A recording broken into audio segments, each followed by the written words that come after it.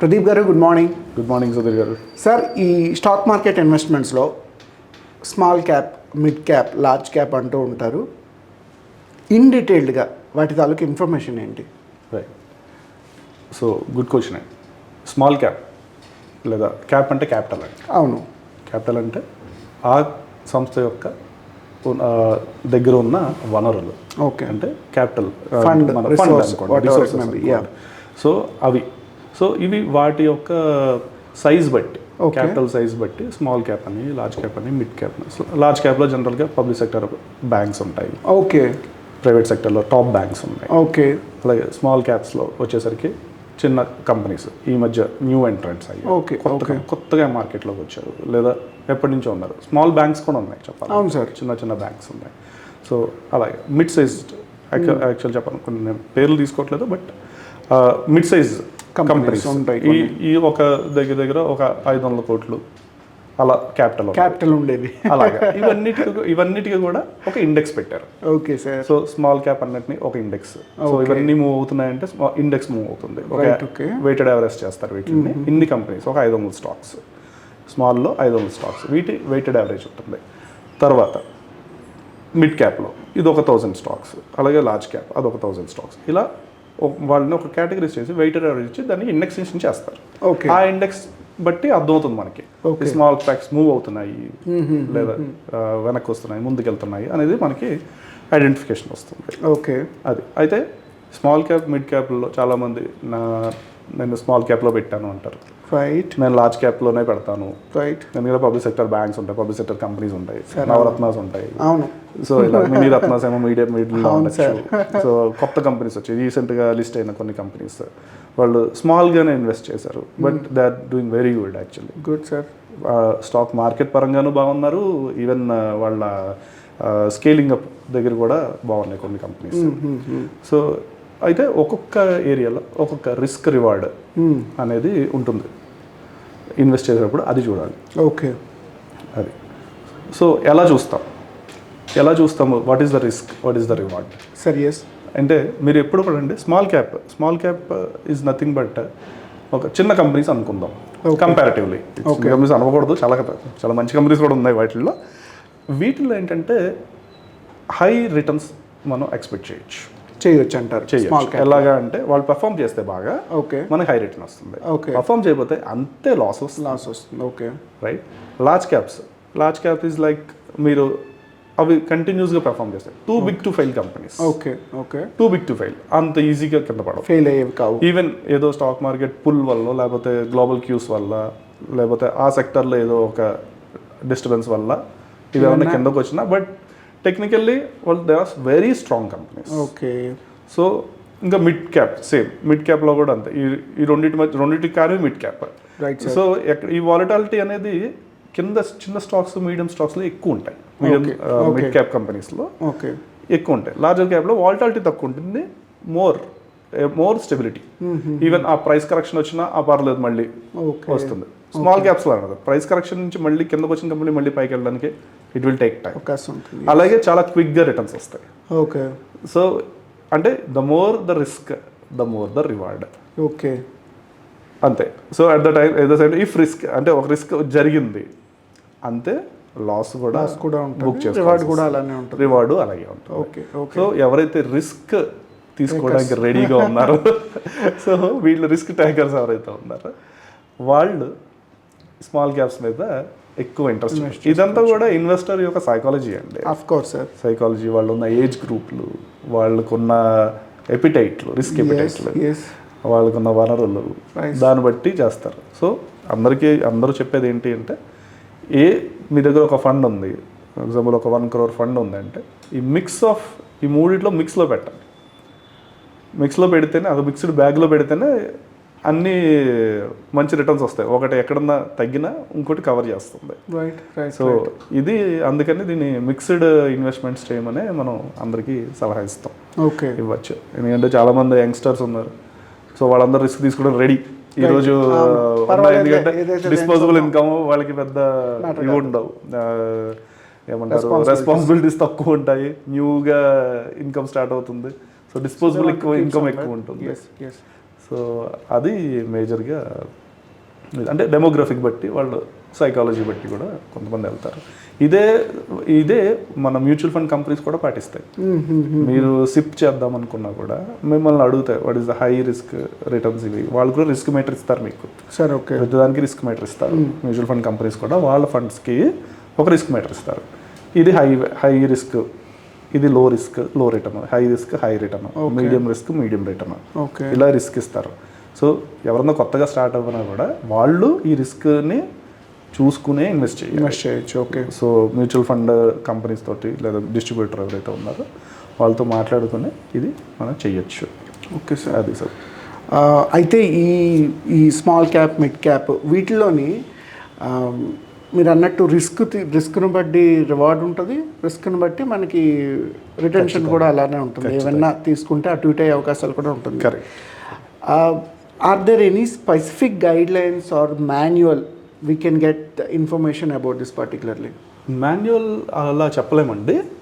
కాకపోతే ఇక్కడ ఒక్కటి అర్థం చేసుకున్నాడు, ఒక ఇంట్రెస్టింగ్ పాయింట్ అండి. స్మాల్ క్యాప్స్ కింద వచ్చిన కొన్ని కంపెనీస్ ఉన్నాయి, names are not taken. Small caps 50 rupees 30 rupees issue ప్రైస్లో ఉంది. ఓకే, 50 రూపీస్కి లిస్ట్ అయిన ఒక పబ్లిక్ సెక్టర్ కంపెనీ ఉంది. ఓకే, దాంట్లో మన అదే రోజు ఒక 4 కంపెనీస్ లిస్ట్ అయ్యాయి. 1000 rupees price band, 500 rupees price బ్యాండ్లో. ఓకే, ఈ ఎక్కడైతే ఈ స్మాల్ క్యాప్ ఉన్న దాంట్లో మీరు ఇందాక మనం అనుకున్నట్టు రిస్క్ ఎక్కువ ఉంది కదా అని చాలామంది ఇన్వెస్ట్ చేయలేదు. చాలామంది ఆ కంపెనీని ఇగ్నోర్ చేసి మిగతా వాటిలో పెట్టారు. ఓకే, అది వాళ్ళ ఇది రిస్క్ అంతే, రిస్క్ ఎప్పుడైతే వాళ్ళు తీసుకోగలరు రిస్క్. బట్ అన్ఫార్చునేట్లీ ఏమిటైందంటే ఆ ఆపర్చునిటీని ఫారిన్ ఇన్వెస్టర్స్ అబ్జర్వ్ చేశారు. ఓకే, ఫారిన్ ఇన్వెస్టర్స్ వచ్చి ఇక్కడ ఇన్వెస్ట్ చేస్తారు కదా, ఎఫ్ఐఐస్ అంటారు, ఫారిన్ ఇన్స్టిట్యూషన్ ఇన్వెస్టర్స్. ఆ కంపెనీలో ఇన్వెస్ట్ చేశారు. కంపెనీ ఆ కంపెనీ యొక్క ప్రైస్, మార్కెట్ ప్రైస్ దగ్గర 150 దాకా వెళ్ళింది. ఎవరు లాస్ అయ్యారు దీనికి మాన్యువల్ ఏముంటుంది? లేదు. ఎస్. సో ఇక్కడ మనం నేను ఎందాక అన్నది రిస్క్ అండ్ రివార్డ్ ఇక్కడ ఎక్కువ ఉంటుంది, అక్కడ తక్కువ ఉంటుంది చెప్పినప్పుడు కంపెనీస్ యొక్క fundamentals, who are the promoters and prospectus, వాళ్ళ ప్రాస్పెక్టస్లో వాళ్ళు ఏం చేస్తున్నారు, వాళ్ళు ఎక్కడికి వెళ్తున్నారు చదివితేనే అదే పెద్ద manual. Okay, prospect is the main manual. మీరు ఎక్కడున్నారు, వీళ్ళు ఎక్కడ దాకా వచ్చారు, ఫ్యూచర్ ఎలా వెళ్దాం అనుకుంటున్నారు, ఈ ప్రొసీడ్స్ మన లిస్టింగ్ వచ్చిన కంపెనీ ఈ ప్రొసీడ్స్ని ఎక్కడ ఇన్వెస్ట్ చేస్తుంది. రైట్. ఇది ఐపీఓ గురించి చెప్తున్నాను. రైట్. సో ఐపీఓ కాదు, కొన్ని కంపెనీస్ మంచి కంపెనీస్ ఉన్నాయి. ఎగ్జాంపుల్ స్పేస్ టెక్స్లో మంచి కంపెనీస్ ఉన్నాయి, హైదరాబాద్ నుంచి కూడా ఉన్నాయి. అవును సార్. స్పేస్ టెక్లో మనకి తెలియదు అది వీళ్ళు స్పేస్కి చేస్తారో అని. ఎప్పుడైతే ఎఫ్డిఐ ఓపెన్ అయిందో ఇండియాలో, ఎఫ్డిఐ స్పేస్ టెక్లో 100% అయ్యిందో ఆ కంపెనీ పర్ఫార్మెన్స్ బ్రహ్మాండంగా పెరిగింది. రైట్. రీజన్ బీయింగ్ మళ్ళీ సేమ్, ఓకే, మనం పట్టుకోలేకపోయాము. ఒక ఫారిన్ ఇన్వెస్టర్స్ వచ్చి ఇన్వెస్ట్ చేశారు, అప్పుడు ప్రైస్ పెరిగింది. ఓకే, అంటే వాళ్ళు తక్కువలో ఇన్వెస్ట్ చేసేసారు. ఎగ్జాంపుల్ 50 రూపీస్లో ఇన్వెస్ట్ చేశారు, మన దగ్గర కోసం మనం 150లో పెట్టి కొనుక్కుంటున్నాం మనం, ఎందుకంటే పెరిగాక కొనుక్కుంటున్నాం. ఆ పాకెట్స్ మనం ఐడెంటిఫై చేయలేకపోతున్నాం. ఇది చాలా ఇంట్రెస్టింగ్ పాయింట్. మనం ఎక్కడైతే అక్కడికి వెళ్ళి ఇన్వెస్ట్మెంట్ చేద్దామని మనం ఎలా అనుకుంటున్నాం, వాళ్ళు ఇక్కడికి వచ్చి ఎప్పటి నుంచో చేస్తున్నారు. కానీ స్మాల్ క్యాప్స్ని పట్టుకోవడంలో ఇంకా అంత హార్డ్ అండ్ ఫాస్ట్ రూల్స్ ఏం లేవు. ఇంకా ఒకటే రూల్, ప్రాస్పెక్టస్. ఆల్రెడీ లిస్ట్ అయిపోయింది, ఆ కంపెనీ ఎలా పర్ఫామ్ చేస్తుంది, ప్రాస్పెక్టస్లో ఏం చెప్పారు, ఇప్పుడు ఎక్కడున్నారు, ఈ కంపారిజన్ చేసుకుంటే ప్రాస్పెక్టస్లో వాళ్ళు మేము ఒక 500 crores టర్న్ ఓవర్ చేస్తామని చెప్తారు. రైట్. ఇప్పుడు లిస్ట్ అయిపోయాక ఎవరు మళ్ళీ ప్రాస్పెక్టస్ చదవరు. రైట్. ఫారిన్ ఇన్వెస్టర్స్లో అలా ఉండదు, వాళ్ళు ట్రాక్ చేస్తారు. ట్రాక్ చేసి ఇప్పుడు ఎక్కడున్నారు, 500 చెప్పారు, 450 అన్న ట్రై చేశారా, అచీవ్ చేశారని కానీ immediately they will invest. Right. Right. Right. మనం ఏమనుకుంటాం, స్మాల్ క్యాప్ రిస్క్ ఎక్కువ, ఓకే 15% రిటర్న్ వస్తుంది, కరెక్టే, కానీ రిస్క్ ఎందుకు? ఆ పరిస్థితుల్లో మనం ఎక్కడుందండి ఇన్ఫర్మేషన్, మీరు అనుకున్న మాన్యువల్ ఎక్కడుంది, అక్కడే ఉంది. అవును సార్, ప్రాస్పెక్టస్లోనే ఉంది, కానీ దాన్ని ట్రాక్ చేస్తున్నామా, చేయట్లేదు. రైట్. ఫస్ట్ లిస్టింగ్ అయినప్పుడు అబ్జర్వ్ చేయట్లేదు, రైట్. లిస్టింగ్ అయిపోయాక ట్రాక్ చేయట్లేదు. సార్ అవును, రెండు చేయట్లేదు మనం. ఇవి ఫారిన్ ఇన్వెస్టర్స్ చేస్తున్నారు, అందుకే వాళ్ళకి ఎక్కువ రిటర్న్స్ వస్తాయి. సడన్గా ఎఫ్ఐఎస్ పెరిగాయి ఈ స్పేస్ టెక్ ఎప్పుడైతే ఓపెన్ అయిందో. అవును సార్. సో అలాగా ఇదే కాదండి, ఈవెన్ ఈ ఒక్క కంపెనీ కాదు, చాలా కంపెనీస్లో ఇదే జరుగుతుంది. ఈ ఐడెంటిఫికేషన్ అనేది ఒక ఇన్వెస్టర్గా మనం ముందు ట్రాక్ చేసుకోగలిగితే లాట్ ఆఫ్ రిటర్న్స్ మనకు విత్ లెస్ రిస్క్ మిటిగేషన్ అయిపోయింది కదా అక్కడ. రైట్ సార్, అవును అవును అవును. అర్థమైందా మీకు? అందుకే స్మాల్ క్యాప్స్లో ఎక్కువ రిటర్న్స్ ఉన్నాయని చెప్పింది. అందుకే రిటర్న్స్ ఉన్నాయి, బట్ దే ఆర్ పెర్ఫార్మింగ్. వాళ్ళు పెర్ఫార్మ్ చేస్తున్నారు లేదా ఎలా వస్తుంది? వాళ్ళ ఫైనాన్షియల్స్, వాళ్ళు ప్రాస్పెక్టస్లో చెప్పిన మేము ఇక్కడ దాకా చేస్తామని చెప్పింది రెండు బరాబర్ ఉంటేనే మనం దాంట్లో ఇన్వెస్ట్ చేయొచ్చు. అంటే మనం ఒక risk తీసుకోగలం.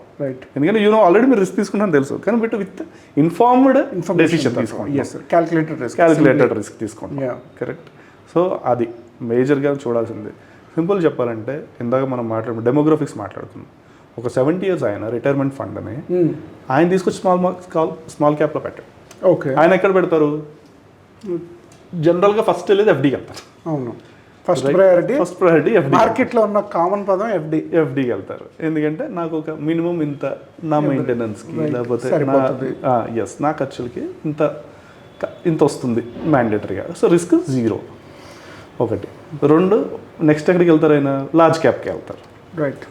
Public sector banks, public sector companies, లేదా హై పర్ఫార్మింగ్ కంపెనీస్, మనకి ఉన్న చాలా మంచి ఐటీ కంపెనీస్ ఉన్నాయి మన దగ్గర. ఇవే వీటిలోనే ఇన్వెస్ట్ చేస్తారు. అదే ఒక న్యూ ఎంట్రెంట్ కొత్తగా మార్కెట్లోకి వచ్చాడు, హై రిటర్న్స్ కావాలి. సో వాళ్ళు చూస్ చేస్తున్నది obviously mid and small. Okay, వాళ్ళు తెలుసుకోవాల్సింది ఇది. ఓకే, ఐడెంటిఫై, ట్రాకింగ్, రెండు చేయాలి. ఈ 2 చేయగా వీళ్ళు ఇనీషియల్గా లాసెస్ కావాలి. అప్పుడు ఎవరో ఒకళ్ళు వచ్చి వీళ్ళకి ఇచ్చేస్తారు. అప్పుడు క్యాపిటల్ ఎరోడ్ అయిపోతుంది. అది. సో ఇది మేజర్లీ. సో ఒకటి గుర్తుపెట్టుకోండి, స్మాల్ కంపెనీస్ని స్మాల్గా ఉన్నప్పుడు ఈ ఫారెన్ కంపెనీస్ ఐడెంటిఫై చేస్తున్నాయి, తర్వాత అవి పెద్ద అవుతున్నాయి. రైట్ సార్, అర్థమైందా? ఇప్పుడు ఒక ఎగ్జాంపుల్ తీసుకుందాం సార్. మొన్న ఐపీఎల్ ఆప్షన్స్ జరిగాయి లాస్ట్ ఇయర్ 2023లో. జరిగినప్పుడు పంజాబ్ కింగ్స్ పొరపాటున శశాంక్ అనే అతన్ని తీసుకుంది. ఒక శశాంక్ పేరు నేమ్ కన్ఫ్యూజన్. ఓకే, ఇంకొకరిని సెలెక్ట్ చేసుకున్నారు. ఓకే, అవును. సో అతన్ని ఎంతకి తీసుకున్నారు? 20 lakhs sir. Okay, even it's wrong selection. 20 lakhs pocket. Okay, so వాళ్ళు ఖర్చు పెట్టింది వాళ్ళ పాకెట్ నుంచి ఖర్చు పెట్టి 20 lakhs అతన్ని కొన్నది.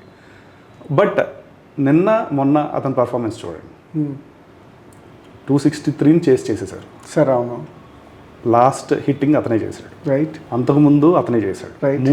3 మ్యాచెస్లో అతను almost his performance more than expected. So చాలామంది చాలా కామెంట్స్ చేశారు.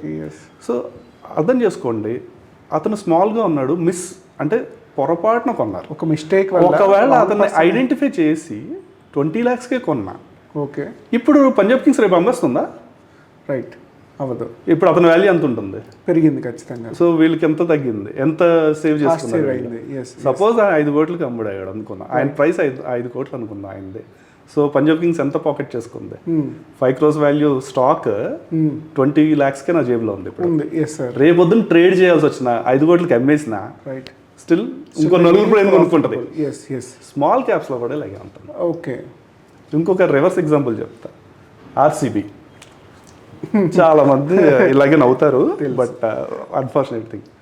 బట్ ఈ ఆర్సీబీ ఎన్ని ఓడిపోయినా వీళ్ళే ట్రేడ్ విరాట్ కోహ్లీ లేదు, వదలరు. ట్రేడ్ చేయాల్సి వచ్చినా వాళ్ళే కొంటారు. Right, exactly. ఎందుకంటే పర్ఫార్మెన్స్ ఫైనల్ రిజల్ట్ డిఫరెంట్గా ఉన్నా ఈ ఆర్సీబీ ఫెయిల్ అయింది, బాగానే ఉంది కదా. Yes, exactly. ఆర్సీబీ ఫెయిల్ అయింది, కోహ్లీ ఫెయిల్ కాల లేదు. యాజ్ అ టీమ్ ఫెయిల్ అవుతుంది, నో డౌట్. కోహ్లీ ఫెయిల్ అవ్వలేదు. అర్థమైందా? సేమ్ సిఎస్కేలో ధోని. అవును, అతను రిటైర్ అయిపోవాలి తప్ప వాళ్ళు ట్రేడ్ చేయరు. Right sir. సో ఇది ఏంటంటే ఒక స్టార్ పర్ఫార్మర్ ఉంటాడు, వాడు తక్కువగా దొరుకుతాడు ఒకసారి.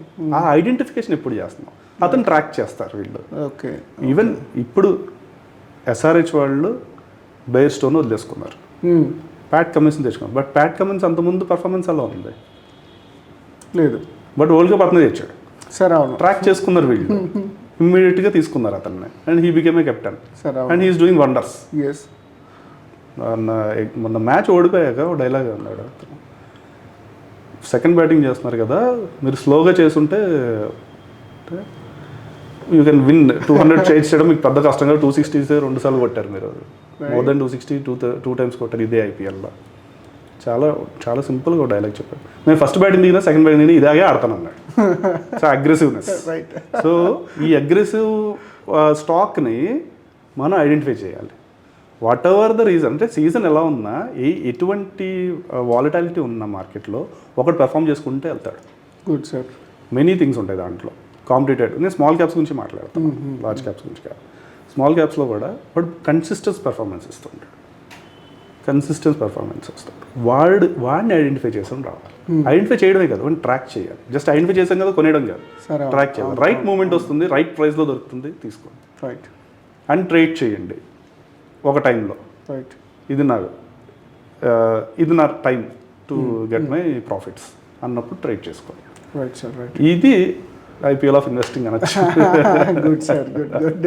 అంటే అఫ్ కోర్స్ ఇన్వెస్ట్మెంట్ ఎప్పుడు కూడా మీరన్నట్టు కొంత ప్రెడిక్షన్ ఉండాలి, కొంత క్యాలిక్యులేషన్ ఉండాలి, రైట్, ఎక్స్పెక్టేషన్ ఫ్యూచర్లో ఇలా అవుతుంది ఉండాలి. ఖచ్చితంగా ఇన్ని పాయింట్స్ కన్సిడర్ చేసేటప్పుడు ఆ పాయింట్ ఆఫ్ రిస్క్ ఉంటుంది. ఇది పర్ఫెక్ట్గా గెలుస్తుంది, పర్ఫెక్ట్గా ఈ స్టాక్ రైజ్ అవుతుంది వరల్డ్లో ఎవరు చెప్పలేరు. ఈవెన్ వారన్ బఫెట్ కూడా దాన్ని డిసైడ్ చేయలేరు. సో ఆ బేసిక్ రిస్క్ టేకింగ్ ఓకే. అయితే మీరు అన్నట్టు ఈ అగ్రెసివ్గా లేదంటే రాంగ్ కమిట్మెంట్స్కి అట్రాక్ట్ అవ్వకుండా ఎక్కువ ఇన్వెస్ట్మెంట్లో ఒక సింగిల్ స్టాక్ మీద పెట్టడం ఇటువంటి ఖచ్చితంగా. అదే అండి, ఇప్పుడు సింగిల్ స్టాక్ అన్నారు మీరు, అలాగే సింగిల్ సెక్టర్ కూడా. అంటే ఇప్పుడు నాకు అన్ని ఒకే సెక్టర్లో అన్ని సెక్టర్లో కూడా పెట్టకూడదు. రైట్. ఎందుకంటే చాలా మంది కొనేసి నేను ఐ డోంట్ ట్రేడ్ అంటారు. అది రాంగ్. మీరు ఎప్పుడు కూడా రొటేట్ చేస్తూనే ఉండాలి. రైట్. ఓకే. స్టాక్స్ని రొటేట్ చేయాలి. ఒకటి హై పర్ఫార్మింగ్ ఉంటుంది, ఒకటి లో పర్ఫార్మింగ్ ఉంటుంది, ఒకటి యావరేజ్ ఉంటుంది, ఒకటి యావరేజ్ నాన్ మూవింగ్ ఉంటుంది. అది ఎప్పుడో ఉన్నాం అక్కడే ఉంది, దాన్ని ట్రాక్ చేసినా పెద్ద ఉపయోగం లేదు. సో అలాంటివి వదిలేసుకుని మళ్ళీ ఇంకో చోట పెట్టడం, ఇలా చేయాలి. చాలామంది ఏంటంటే ఇన్వెస్ట్ చేశాను, మంచి కంపెనీస్ ఎప్పటి నుంచో ఉన్నాయి, 30 years companies, I'm happy, FD చేసుకోవచ్చు కదా. Right sir. రైట్. ఎందుకంటే మూమెంట్ అంత ఫాస్ట్గా రాదు, ఒక 5 years డౌన్ అని వస్తుంది. అలా 7 yearsకి ఎఫ్డీ కూడా డబుల్ అవుతుంది కదా. అవును సార్. అలాగా. సో ఈ ఇన్వెస్టింగ్ స్ట్రాటజీస్ మెయిన్గా స్మాల్, మిడ్ అండ్ వీటితో ఇదే ఆలోచించాలి. Tracking of companies important. ఇక్కడ బాటమ్ లైన్ ఒకటే అండి, లిస్టింగ్ అప్పుడు ఏం చెప్పారు, ఇప్పుడు ఏం చెప్తున్నారు, ఇప్పుడు ఏం చేస్తున్నారు, రెండు ఉన్నాయి, లైన్లో ఉన్నాయి, అండ్ ఇట్ ఈస్ ఇంక్రీజింగ్ ట్రెండ్లో ఉంటేనే మీరు దాంట్లో ఇన్వెస్ట్ చేయండి. Right sir. సింపుల్. ఇది bottom line. Good, sir. Good. So, taking the example of IPL. Thank you, sir. Thank you. With more detailed information, we'll run few more podcasts. Definitely. Thank you so much. Thank you. Thanks, Sudhir.